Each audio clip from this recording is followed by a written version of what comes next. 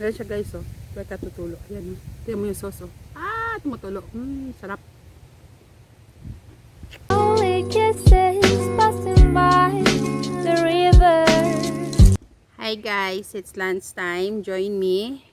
Today, we are in the backyard. We're having a picnic. Me and my husband. It's actually holiday in Sri Lanka today. It's Eid. It's Eid. I think in the other country it was yesterday, but in Sri Lanka it's today. What I have, white rice, of course, Filipino. Let's say without white rice. And I have here my garlic prawns and laswa, guys, laswa. Nga ba kasi ako nag-i-English? Ayan.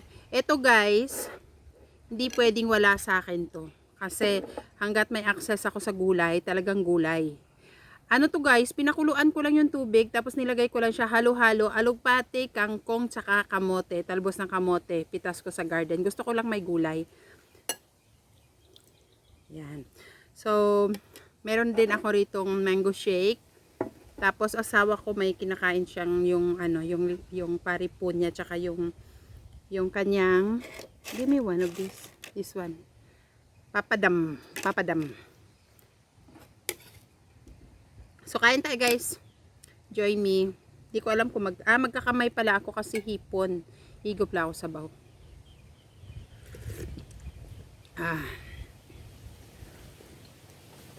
Masarap guys kapag ang gulay is pitas mo sa ano, sariling pitas mo kasi ano siya.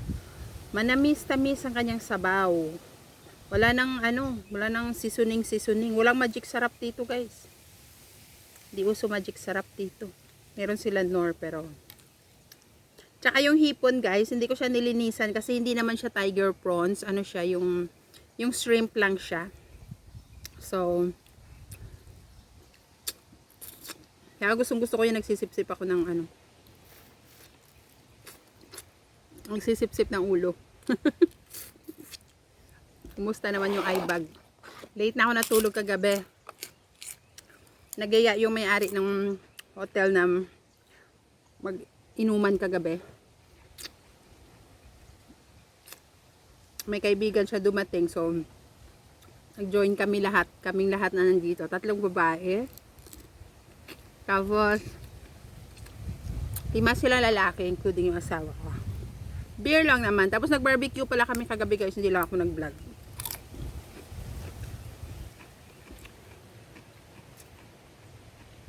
Pinatikim ko sila ng ano, yung barbecue natin na ano, na manamis-tamis, na glazy. Nagustuhan naman nila. Ubos nga eh.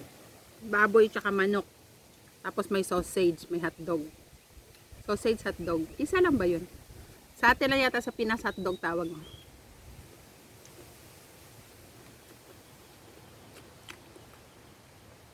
Tapos nag-adobo ako ng mani.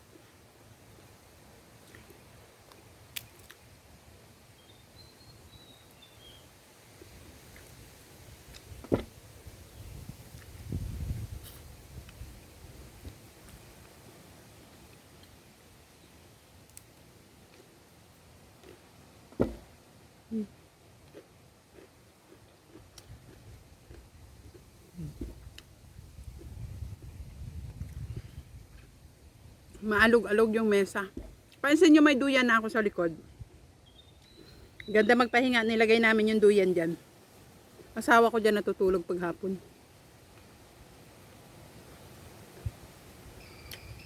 Windy kasi.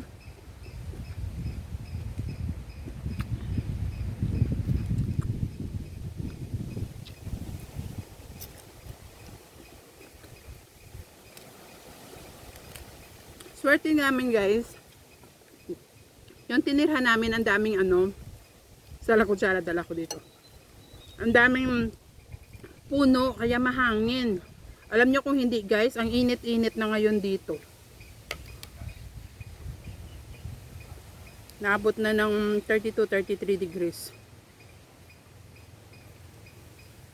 Kaya yung masarap manirahan sa, ano, sa bundok. Hindi masyadong mainit. Ang kalaban lang dito, lalo na paghapon, lamok. Daming lamok kasi dry zone.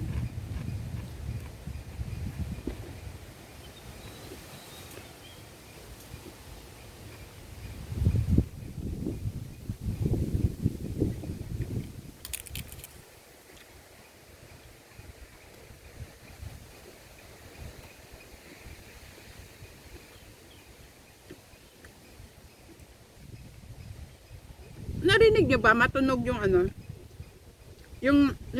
Yung kamote guys, no? Kapag the more na tinatalbusan mo siya, the more na nananalbos siya. Tama ba yun?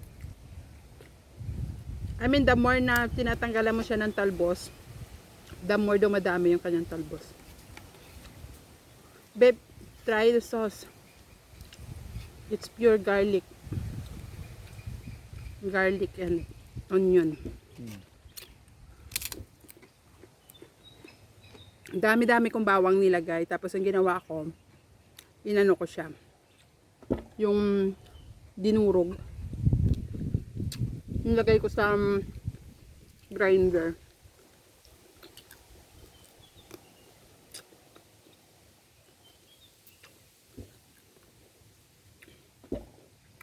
Hindi ko siya tinanggalan ng shell pero yung shell kasi crispy dahil pinry ko muna siya sa butter.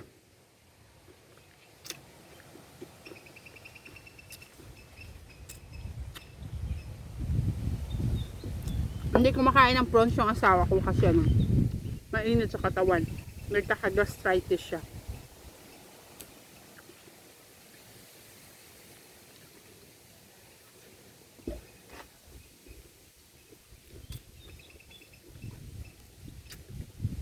Ang press ng ano. You will drop my plate. What are you doing?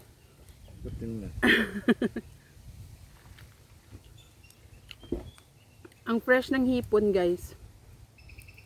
Hapon. Tingnan nyo,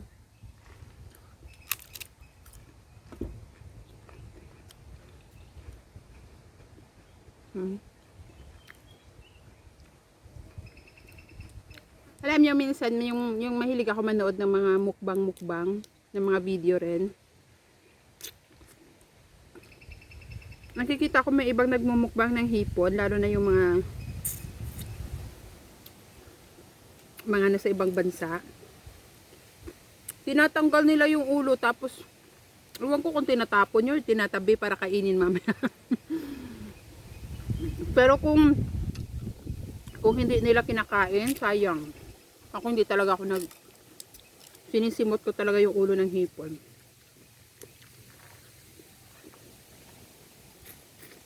Diba?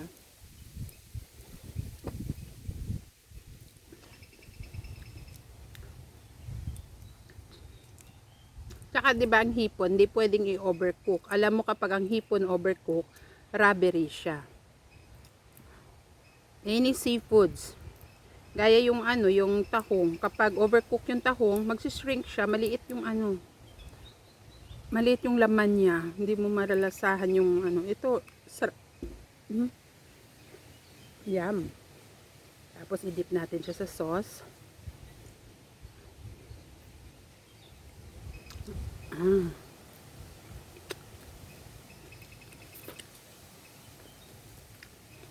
Long holiday ngayon dito. Kasi today is Eid, today is Wednesday, tomorrow we'll be back to work. Yeah. 22nd. May sabit daw. Hindi ba 23 is holiday again? Yeah. But I think some of the people, they will not even go to work tomorrow. Ganun kasi kapag gaya today, holiday siya kasi Eid. Tapos bukas back to work sila, Webes. Pero sa Biyernes, holiday uli. Tapos Sabado, Linggo, holiday. So mahabang holiday. So karamihan yung iba, lalo ngayon, yung mga Muslims na nagse-celebrate ng Eid, hindi na yun sila papasok bukas. Sa Monday na sila babalik. So mahabang bakasyon. Kasi sa Friday guys, Poya. Sa Sri Lanka kasi, yung Poya, yung full moon. Kada full moon dito, holiday. Dahil nga Buddhist country.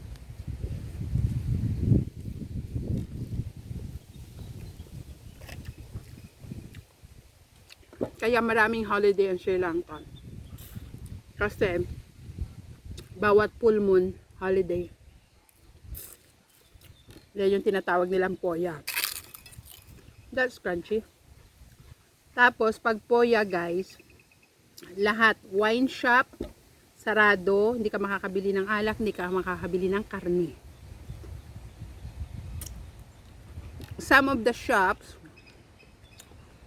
talagang hindi nag-o-open. Yung iba naman nag-o-open. Pero dito sa Sri Lanka kasi, hindi siya kagaya sa Pilipinas na punta ka 7-Eleven, bili kang beer. Dito, any alcohol, sa wine shop mo lang talaga siya mabibili. Or sa mga bar. Even ang mga restaurants dito, hindi sila pwede magbenta ng beer unless may license sila. Wala ka mabibiling beer sa ibang lugar, kundi wine shop lang talaga. Tapos alas 9 sarado na. Pero pag poya, hindi ka talaga makakabili. Sarado talaga sila. Pwede silang hulihin kapag ano, kapag yung nagbubukas. Tatanggalan sila ng lisensya. Tsaka guys for your information, ang pagmamay-ari ng wine shop sa Sri Lanka, they don't talk hundreds or thousands, they talk millions of millions. Ang mahal ng ano rito. Kaya karamihan ng mga wine shop dito, ang mga nagmamay-ari, yung may mga katungkulan sa gobyerno kasi kung mahirap kumuha ng license. Tapos may mga report pa yan sila ginagawa. Hindi ko alam kung sa Sri Lanka lang yun kasi dito lang naman ako nakapag-manage ng bar.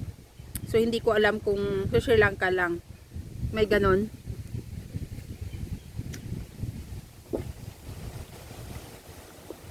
Or sa lahat ba ng wine shop may mga ganon. Pero parang Sri Lanka lang yata yung meron yung may mga Pilipinas, Diyos ko. Pag gusto mo maglasing ng alas 2 na madaling araw, katukin mo lang yung tindahan, di ba guys? Nanay ko ganyan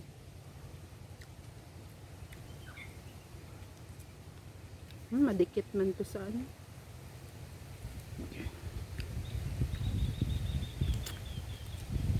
Pasensyaan nyo na ako guys, ganito talaga ako kumain. Ganito ako mag-enjoy ng pagkain.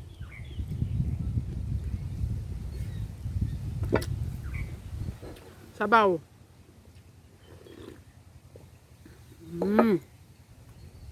Sarap.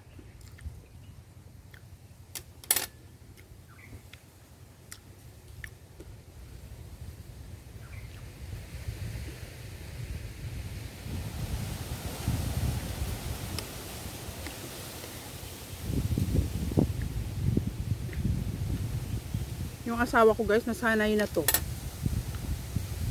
Kahit nandiyan yung ulam sa harapan niya, pag hindi mo ilagay sa plato niya, hindi siya dadampot ng ulam.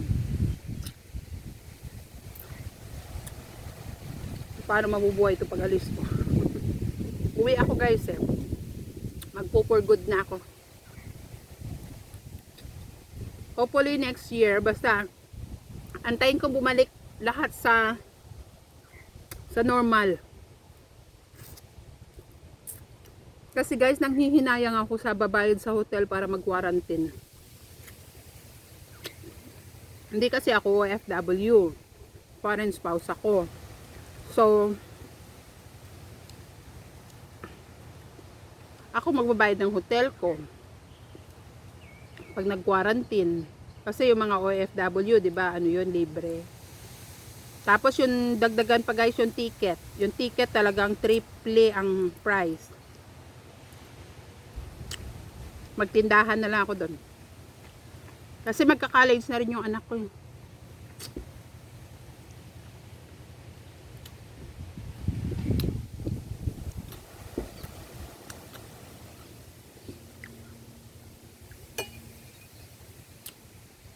Ang messy lang ng ng prawns na ito. Hindi pwedeng. Pwede naman, kaya ko naman kumain ng knife and fork. Saka na lang yan pag nasa restaurant ka sa hotel, pero pag nasa bahay, magpakatotoo ka, sister.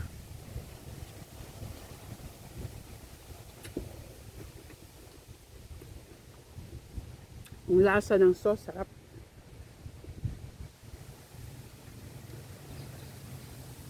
Sarap ng sauce.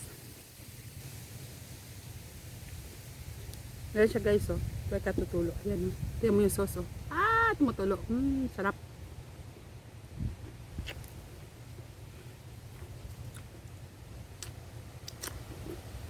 Kaya, may tindahan. Kaya napapansin nyo pa na yung leak ko sa daliri ko kasi ang sarap ng sauce. Sauce lang niya, ulam na. Pwede na sa kanin.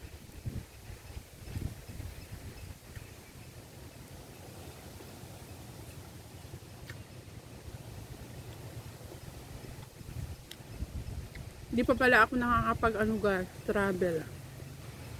Kasi okay naman na.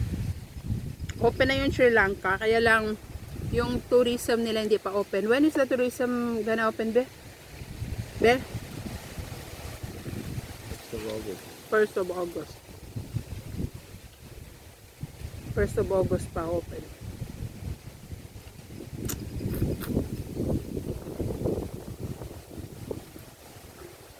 So karamihan ng mga tourist site sarado pa.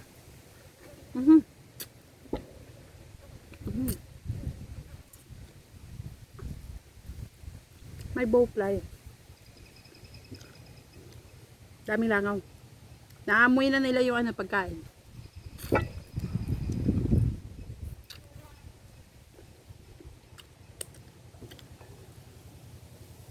Baka na.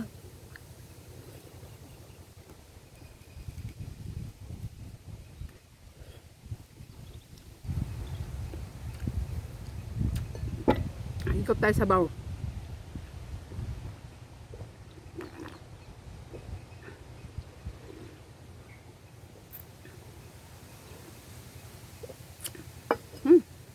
Sarap. May hipon pa pero busog na ako.